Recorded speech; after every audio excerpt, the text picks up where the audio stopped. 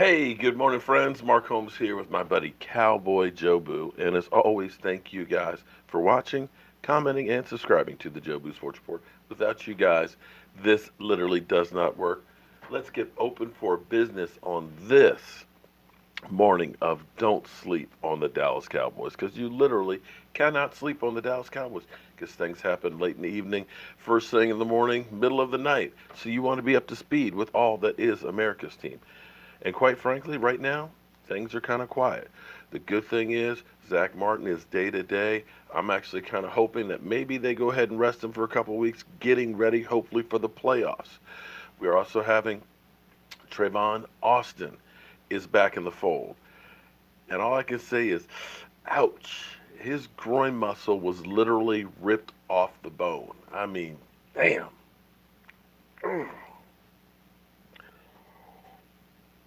But he's back into the fold, and he'll probably have limited action the rest of the season because you've got other guys that are beginning to step up. Michael Gallup, of course, Amari Cooper. Now you're seeing Blake Jarwin actually have a great game this past week.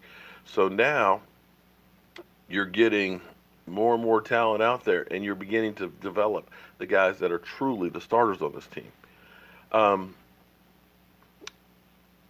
It's interesting how much has changed in a few weeks. A few weeks ago, the Dallas Cowboys were roadkill. They're left to the side of the road in the ditch. They are done. Get rid of everybody. Jerry Jones, fire yourself, and everything else. And now, one of you great fans actually shared this clip with me this morning of Stephen A.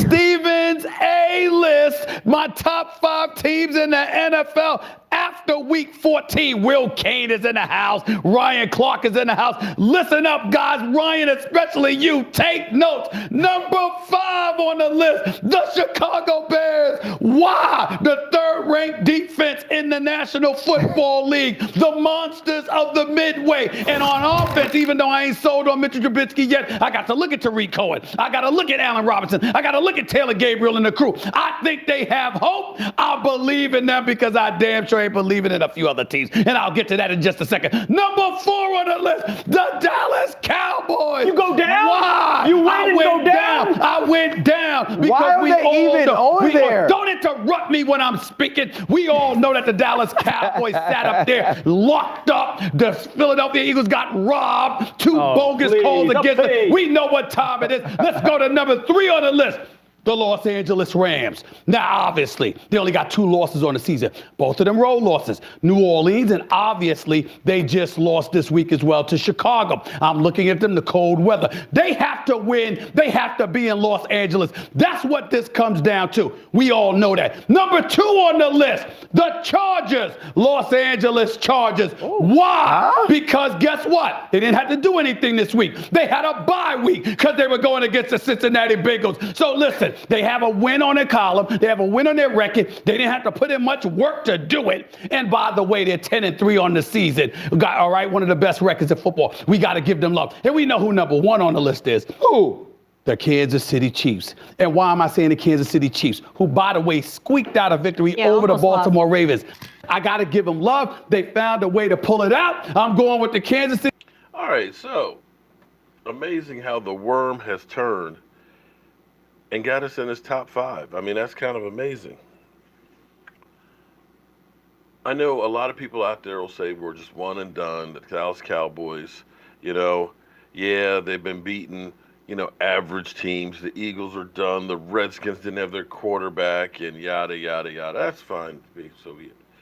But one of the reasons I originally started this channel and starting YouTube and things was to put out there the truth, or at least, excuse me, give you a different opinion. Because a lot of times you hear ESPN and things and people gravitate because it's on TV. They figure it must be true. But understand that a lot of the narrative usually on ESPN is the Dallas Cowboys suck, they're an accident waiting to happen, and the things that happen to Dallas don't happen anywhere else. because of so much coverage that you see on the Dallas Cowboys, you think that all these bad things that happen aren't happening in Tampa or in Carolina or with the Texans or with anybody else. It gets jaded because it's constantly pounded because, let's face it, the Cowboys are America's team. They're the most popular team. They're the most talked about team. And you get more coverage on the Dallas Cowboys than anything else. And so what that does is if you get pounded in your head the same narrative over and over and over again, you begin to believe it. And that's why I always say there is reality, excuse me, there's the reality and then there's the narrative. The narrative is, and I'm not doing this to bash Tony Romo, but I constantly hear that Dak sucks, real bad. If Tony Romo had this team, that, we'd win Super Bowls. That, Dak's got everything that Tony Romo doesn't. But I look back at 2014 and we had the best offensive line. We had Des Bryant, who was healthy in a contract year, having the career year. You had Jason Witten. You had DeMarco Murray, leading the NFL. And we lost that playoff game. And people come back and say, yeah, well, we didn't have a defense. Well, got to be honest. Aaron Rodgers' team that came in and beat us didn't have a defense either. But I want to dispel the myth that Tony Romo never had a team around him. Understand, the quarterback gets too much credit and too much blame. Well, unless he's Dak Prescott. He only gets blame. He never gets any credit. But here, in 2009, I want you to understand, 2009, we were 11-5. We won our division. Our defense was ranked second in the NFL. Not 32nd, not 20th, not 15th, not 8th, second in the NFL. We ended up in the first round of playoffs crushing the Eagles. 34-14. And we followed it up the next week with a 34-3 loss to the Vikings.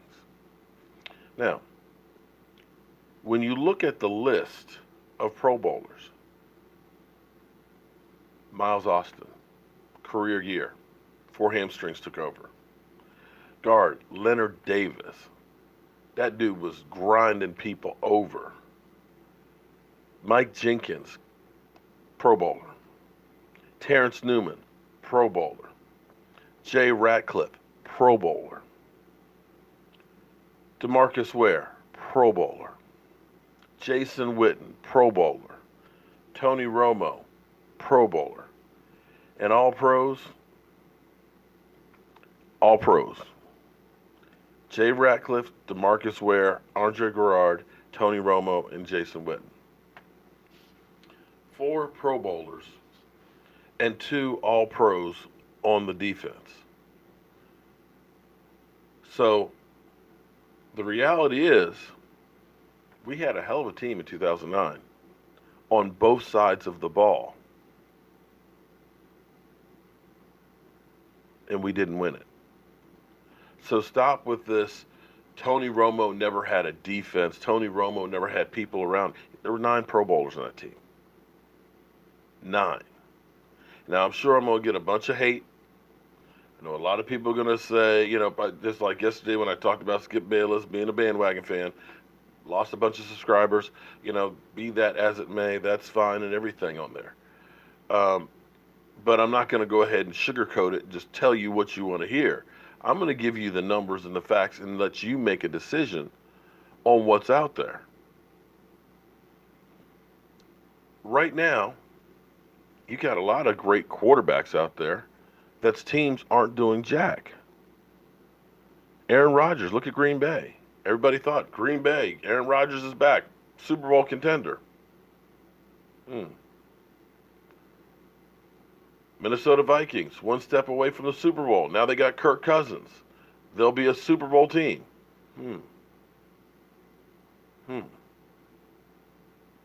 Matthew Stafford, great quarterback. Where are the Lions? Hmm. Hmm. So, if you're going to kill Dak for having the 3 turnovers, even though the team is poised to win the division and make a playoff run, hopefully, how come none of these guys are getting blamed for their team losing, not being Super Bowl teams? Because clearly, if you're a great quarterback, automatically your team will be great and winning. Hmm. I don't know. But I'm going to enjoy this time. And instead of looking at the negative, I'm going to be happy that we're in the fight.